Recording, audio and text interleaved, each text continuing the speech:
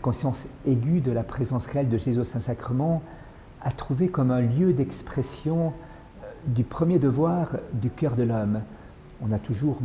qui est l'adoration. On a toujours montré le lien qu'il y avait entre la communion eucharistique et l'adoration, l'adoration comme une prolongation de l'action de grâce de la communion, et l'adoration comme une préparation dans le désir du cœur de la prochaine communion. Et Benoît XVI avait mis en lumière un autre aspect très important, partant d'une réflexion un petit peu plus philosophique, en disant que dans la vertu de justice, la vertu cardinale de justice, il y avait une première vertu qui s'appelait la vertu de religion, déjà d'un point de vue philosophique, donc pas besoin d'être croyant pour voir ça, les philosophes grecs l'avaient déjà relevé, et qui consiste à rendre à Dieu un culte d'action de grâce et de louange, puisqu'il a tout créé, qu'il nous a tout remis entre nos mains. Et donc, cette action de grâce, cette louange, cette adoration qui est due à Dieu, déjà d'un point de vue naturel, trouve un lieu d'incarnation, si j'ose dire, un lieu de concentration autour du Saint-Sacrement, puisque Jésus est réellement présent au Saint-Sacrement. Et donc, l'homme peut,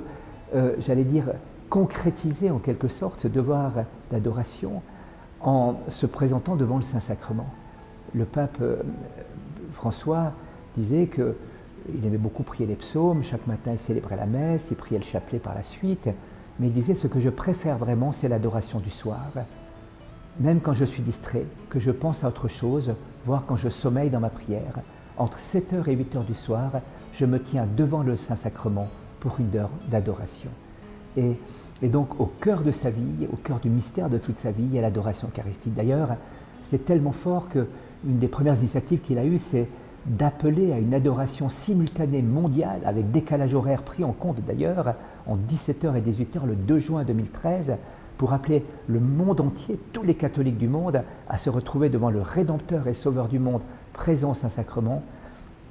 pour l'adorer et lui demander de faire advenir son règne dans le monde. Quand il a invité le monde à faire une grande prière pour la Syrie,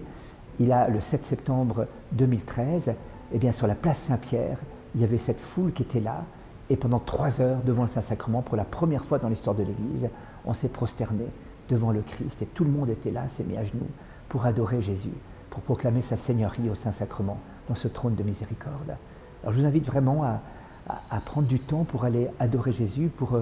en quelque sorte concrétiser cette reconnaissance et cette action de grâce à Dieu qui nous a tout donné en sa présence au Saint-Sacrement, et à se mettre devant lui pour se laisser irradier par lui.